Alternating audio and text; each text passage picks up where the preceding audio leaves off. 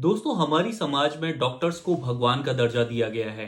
लेकिन कभी कभी उनमें से कुछ डॉक्टर्स जब जल्लाद का रूप ले लेते हैं तो वो अपने प्रोफेशन को ही नहीं बल्कि पूरी मानवता को शर्मसार कर देते हैं। हम अपने आसपास रोज कई सारे ऐसे अमानवीयता के किस्से सुनते रहते हैं, लेकिन शायद हम उन्हें सिस्टम का हिस्सा समझकर नजरअंदाज कर देते हैं।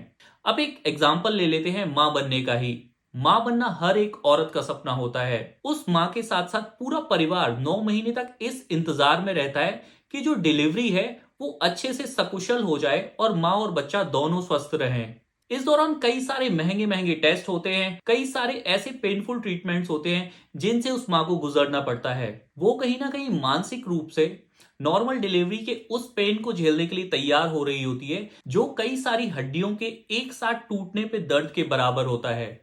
अब असली खेल यहीं शुरू होता है, जब पूरा परिवार डिलीवरी के लिए एक नर्सिंग होम में या एक अस्पताल में जाता है और डॉक्टर चंद पैसे कमाने के लिए ऑपरेशन के लिए उस परिवार को मजबूर कर देते हैं। कभी डॉक्टर कहता है कि बच्चे की धड़कन नहीं मिल रही है, कभी डॉक्टर्स कहते हैं कि बच्चे ने एकदम से पोजीशन चेंज कर ली है, और कई सारे ऐसे रीजंस बताए जाते हैं जिससे कि गार्जियन मजबूर हो जाए सिजेरियन के लिए हाँ करने के लिए। कई केसेस में तो ऐसा भी देखा गया है कि डॉक्टर अपने हाथ से ही वाटर बैग को पंचर कर देता है। सोचिए, जो महिला ऑलरेडी दर्द में तड़प रही है, उसके साथ इतनी ज्यादा अमानवीयता की जाती है कि हाथ से ही उसके वाटर बैग को ब्रेक कर दिया जाता है। और इन सब प्रक्रियाओं के बाद पूरा परिवार मजबूर हो जाता है कि उन्हें उसी समय उसी अस्पताल में डिलीवरी करानी होगी।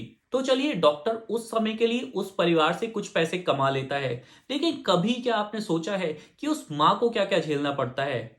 वो एक लड़की जो पहली बार माँ बन रही है, अब वो पूरी जिंदगी के लिए उसके पेट पे कट लग चुका है और इतनी सारी पेट की लेयर्स उसकी खुल चुकी हैं। अब वो पूरे जीवन के लिए शारीरिक रूप से कमजोर हो गई है और उम्र ढलने के साथ साथ उसको कई सारी ऐसी समस्याएं आ जाएंगी जीवन में। उसकी हेल्थ में ऐसे ऐसे इश्यूज आ जाएंगे जिनसे वो बच सकती थी। सिर्फ डॉक्टर ने अपने कुछ पैसों के लालच में उसके साथ इतना बड़ा अपराध किया। तो मैं आपसे पूछता हूं, क्या हमारी सरकार को कोई ऐसे लॉज, कोई ऐसे रूल्स नहीं लाने चाहिए जिसमें कि डॉक्टर की ये स्क्रूटनी हो कि अगर ये कंटिन्यूअसली सिजेरियन कर रहा है तो क्यों कर रहा है, नॉर्मल डिलीवरी क्यों नहीं की जा सकी? अगर अपने आसपास आप भी कुछ ऐसे केसेस या ऐसी सिचुएशंस देख रहे हैं तो आप डेफिनेटली मुझे कमेंट करके अपनी प्रतिक्रिया दें और बताएं कि कौन से ऐसे डॉक्टर्स हैं जिनसे और दूसरे लोग बच सकते हैं। आपकी एक प्रतिक्रिया कई सारे लोगों की जिंदगी बचा सकती है।